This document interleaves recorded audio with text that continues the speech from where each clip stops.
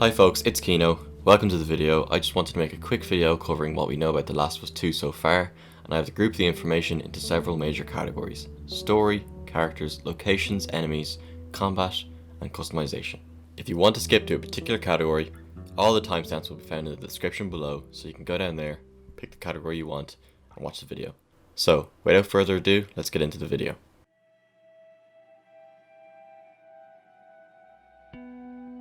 The story takes place 5 years later, in Jackson, Wyoming, with Tommy, Joel's brother.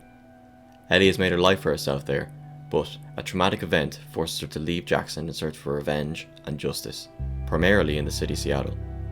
So Ellie must travel a considerable distance across the northwest to seek redemption.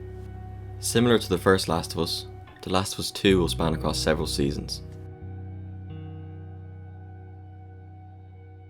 The Last of Us 2 is a much broader character pool to choose from compared to its predecessor, so we can expect more deep relationships between characters, not just the relationship between Ellie and Joel as we've seen in the previous game.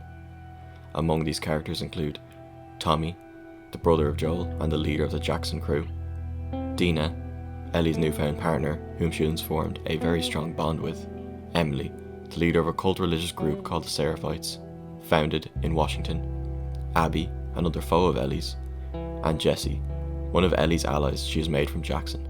All these characters, along with the two lead protagonists Ellie and Joel, form a complex narrative, and I can't wait to see how these characters interchange and which new relationships take the forefront of the game, as I have a feeling the forefront relationship of this game will not be the one shared between Ellie and Joel, but Ellie and many other various characters.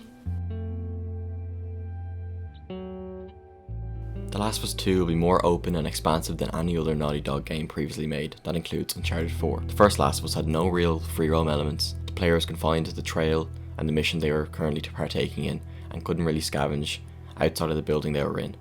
But The Last of Us 2 will allow you to scavenge and explore buildings previously undiscovered by using techniques such as horseback riding and rappelling from buildings.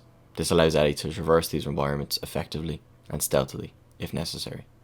Naughty Dog particularly outlined how certain locations in the game will resemble their real-life counterparts, which is very exciting news for those of you who live in the northwest of America, because you'll be able to recognise certain particular landmarks, which may even be quite close to home.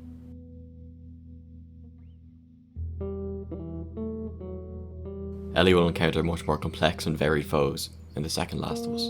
There are two major factions in Seattle: the Washington Liberation Front, who are a militia group, and they fight the military, similar to the Fireflies. They are more explosive and violent than the other faction, which is a religious cult group called the Seraphites. They are stealth based and will be armed in a similar fashion to Ellie, with bows, arrows and knives, and use stealth as their primary offensive mechanism. The Infected, on the other hand, haven't changed much since the first game. They're still runners, except this time they can form hordes, which will be interesting to come up against and fight. We still have the silent but deadly clickers. We have stalkers. Hopefully we can see these more. They were only seen twice in the last game, so hopefully they can integrate them a bit more in this game. They kind of employ human-like tactics where they sneak up on you. We have the bloaters, of course, except this time they might even be bigger. The new type of infected we have is shamblers, which shamble towards you, hence their name, and they burst these pussy spores all over their bodies to hurt Ellie.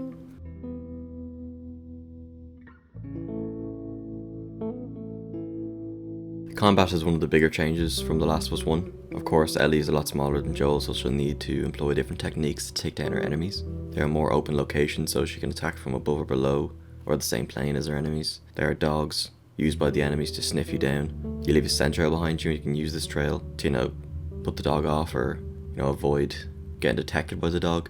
You can also go fully prone in tall grass or under a car, so you can avoid combat with an enemy by this means. In direct combat, Ellie is not as strong as Joel, so she employs different techniques and tactics to kill her enemies. She has more dodges and reacts quicker to nimbly evade her foes. She can also force enemies of different types, such as humans and infected, to fight one another.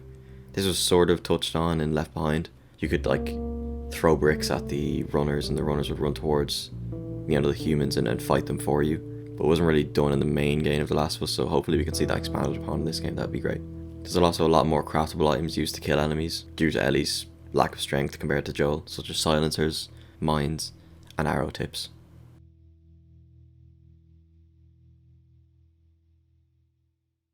An improved skill tree has been introduced to The Last of Us 2 to customize several different categories, which include survival, crafting, stealth, precision, and one more locked category that we're yet to see. It seems that each one of these categories may be improved in a linear fashion by scavenging for pills and then putting them into the desired category, similar to the last game. Weapon customization and personalization seems to be a major improvement from the last game. There seems to be a lot more scopes and reticles and attachments you can apply to the weapons, and they happen in a lot more fluid and satisfying way. Even the animations for locking and loading guns seem to be a lot more clean, and it's just satisfying to watch.